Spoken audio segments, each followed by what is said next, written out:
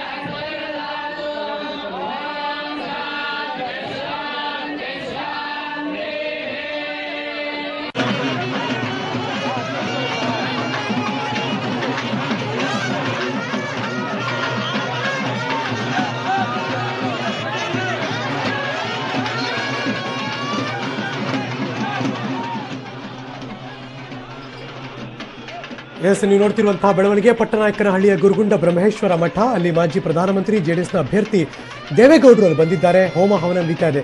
ಈಗ ಬಲಭಾಗದಲ್ಲಿ ತೋರಿಸ್ತಾ ಇರೋದು ಇದು ಇಲ್ಲಿಗೆ ಹೋಗೋದಕ್ಕೂ ಮುಂಚೆ, ಯಾಕೆಂದ್ರೆ ಅಲ್ಲಿ ಮಾನ್ಯ ಮುಖ್ಯಮಂತ್ರಿಗಳು ಕೂಡ ಹೋಗಿದ್ರು. ಮಾನ್ಯ ಮುಖ್ಯಮಂತ್ರಿಗಳ ಕಾರ್ಗೆ ಅಡ್ಡ ಬಂತು ಅಂತ ಇದೀಗ ನೀವು ನೋಡ್ತಿರುವಂಥ ಕಾಕಿ ಸಿಟ್ಟು. CM ಕಾರ್ಗೆ ಅಡ್ಡ ಬಂದಿದ್ದಕ್ಕೆ ಕಾಕಿ ಅವರು ಆಟೋ ಚಾಲಕನಿಗೆ ಲಾಠಿ ಇಟ್ಕೊಟ್ಟಿದ್ದಾರೆ. ಗೊತ್ತಾಗಿಲ್ಲ ಸ್ವಾಮಿ ಅಂದ್ರೆ ಬಿಡಲಿಲ್ಲ ಪೊಲೀಸರು, ಸರ್ರಿ ಬಿದ್ದಿದ್ದಾರೆ. ನೆಲಮಂಗಲದ ಸಮೀಪ ಜಾಸ್ ಟೋಲ್ ಹತ್ರ ಘಟನೆ ಸಂಭವಿಸಿದೆ. ಝೀರೋ ಟ್ರಾಫಿಕ್ ವೇಳೆ ಮುಂದೆ ಹೋಗೋದಕ್ಕೆ ಯತ್ನಿಸಿದ ಮಾರ್ಗ ಗೊತ್ತಿಲ್ಲದೆ ಅಡ್ಡ ಬಂದ ಆಟೋ ಮತ್ತು ಬೈಕ್ ಒಂದೇ ಕಾರಲ್ಲಿ ತೆರಳಿದ್ರು.